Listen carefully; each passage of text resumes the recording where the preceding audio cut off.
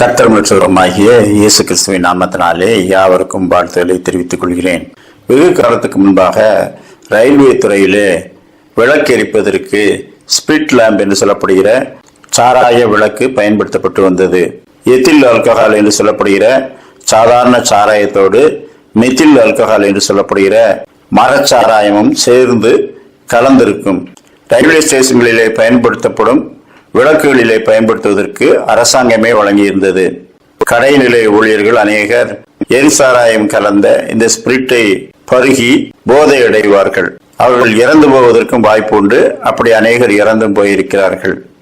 எனவே இந்த சாராயத்தை கையாளுவதற்கு மிகவும் சிரமப்பட்டார்கள். இப்போதெல்லாம் அப்படிப்பட்ட விளக்குகள் பயன்படுத்தப்படுவதில்லை.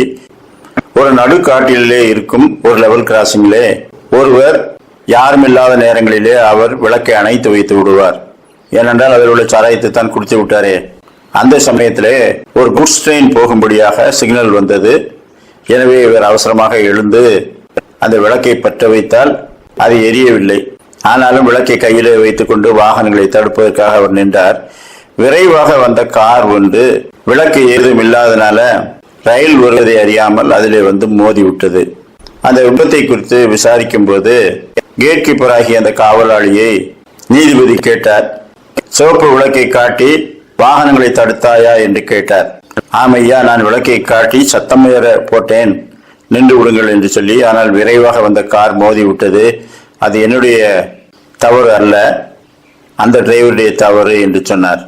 அப்பொழுது 2 சக்கர வாகனங்களிலே வந்து அங்கே நிறுத்தியிருந்த சிலரும் ஆமையா, அவர் விளக்கை காட்டினார் என்று சாட்சி கொடுத்தார்கள்.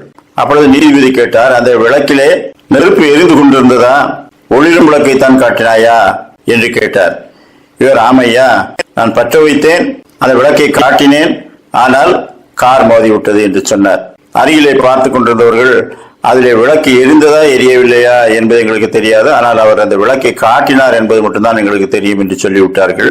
எனவே சந்தேகத்தின் அடிப்படையில் இவர் மீது குற்றம் ஏதும் இல்லை என்று சொல்லி இவருக்கு தீர்ப்பு வழங்கி மீண்டும் பணியிலே சேர்த்து கொண்டார்கள். அதற்குள் அவர் ஓய்வும் பெற்றுவிட்டார்.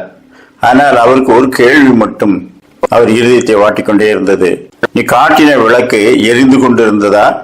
இவர்தான் விளக்கில் இருக்க சாராயத்தை குடித்து விட்டாரே, ஒளிராத விளக்கை அல்லவா நான் காட்டினேன், அப்படியானால் அந்த விபத்துக்கு நான் தான் காரணம் என்று இவருக்கு ஆழமாய் உள்மனது உறுத்தி கொண்டே இருந்தது. அப்பொழுது அவர் தேவாலயத்துக்கு சென்று ஜெபிக்கும் போது, நீங்கள் இந்த உலகத்துக்கு வெளிச்சமாய் இருக்கிறீர்கள், நாம் தேவனிடத்திலிருந்து வெளிச்சத்தை பெற்றுக் கொள்கிறோம், அதை அணைந்து விடாமல் நமக்குள்ளே எரிய வேண்டும், நாம் காட்டும் வெளிச்சத்திலே அநேகர் நடப்பார்கள், தேவனிடத்துக்கு திரும்புவார்கள் என்றெல்லாம் பிரசங்கித்தார்கள். அப்பொழுது இவர் இன்னும் தொடப்பட்டார். மனம் திரும்புதல் என்ற ஒரு அனுபவத்தை பெற்று தேவனுடைய பிள்ளையாகும் போது மட்டும்தான் தேவகுமாரின் வெளிச்சத்தை நாம் பெற்றுக்கொள்கிறோம். அது இல்லாமல் நானும் அவரை ஆராதிக்கிறேன், அவரை வணங்குகிறேன் என்று சொல்லும் வரை நம்மாலே மற்றவர்களுக்கு வெளிச்சம் காட்ட முடியாது.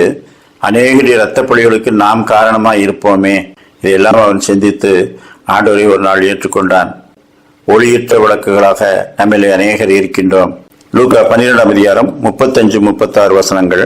உங்கள் அறைகள் கட்டப்பட்டதாயும் உங்கள் விளக்குகள் எரிகிறதாகவும் உங்கள் எஜமான் கல்யாணத்திலிருந்து வந்து தட்டும்போது உடனே அவருக்கு திறக்கும்படி எப்பொழுது வருவார் என்று காத்திருக்கிற மனுஷருக்கு ஒப்பாகவும் இருங்கள். கர்த்தர் தாமே அப்படிப்பட்ட நல்ல சிந்தனைகளை இந்த நாளிலும் நமக்கு தந்தருள்வாராக. ஆமேன்.